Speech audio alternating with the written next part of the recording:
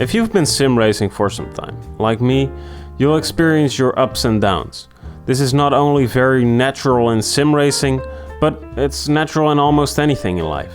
Sim racing, the economy, personal relationships, life itself, and that sports team you're a fan of, they all have their ups and downs.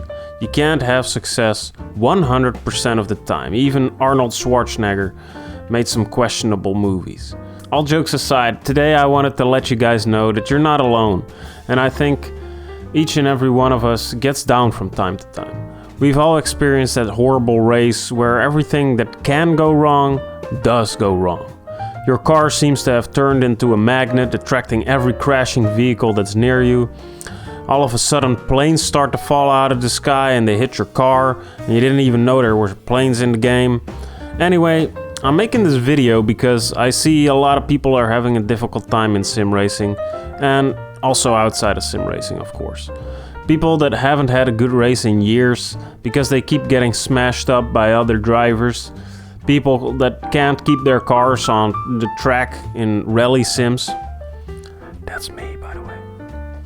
And others that get harassed by not so epic gamers because their performance is not on Schumacher levels.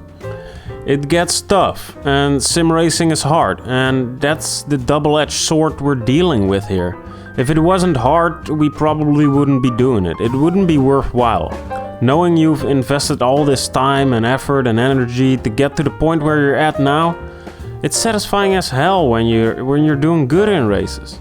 But I also know that it can be depressing when you see all that effort, all that time you've spent in practice mode leads you to the back of the race once again. And at those times, I also ask myself some questions. Why do I still try? Am I bad at this?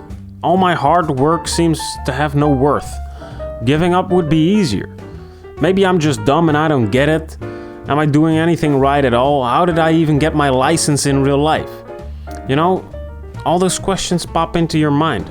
And I understand myself well enough to see that these might be my initial thoughts, but they're not my final feelings. I need to give myself some time to simmer down, cool off, and look at the bigger picture. Other people probably have some other ways that work better for them personally, but just waiting and depressuring by doing something lighthearted and fun helps me a lot. Also, talking with someone keeps me from spiraling down this torturous hellscape that is my own mind. I think a good approach to deal with these thoughts is to look at the bigger picture. Compare yourself today to who you were and what you were capable of when you just started out. You probably know a lot more now. You're also better, faster, harder and stronger. But this is also a point where you can easily hurt yourself. And that's when you start comparing yourself to someone else.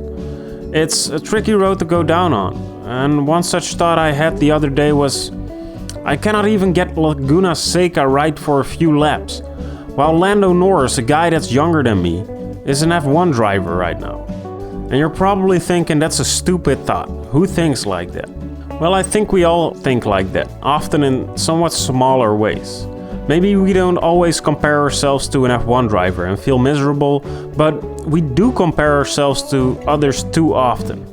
And I think it's hurting us. I think it's a very natural reaction when we see someone else in our social circle or out on the track doing better than us, and we think, why are they doing better? Why am I such a failure? You know? But we're not a failure. Not as a total package. We might fail at some aspects of life, but we all have our weak spots, and that's just completely natural. They don't negate our positive attributes. We tend to overlook the flaws of people we look up to and exaggerate their accomplishments. If you want to compare yourself to someone else, compare yourself to a famous villain. I think and hope we all did less murders than Ted Bundy.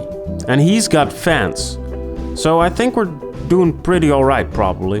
We're alive, we're racing, we might lose a lot, but we're at least not running around at night acting like Jack the Ripper. And if you are acting like Jack the Ripper, please unsubscribe.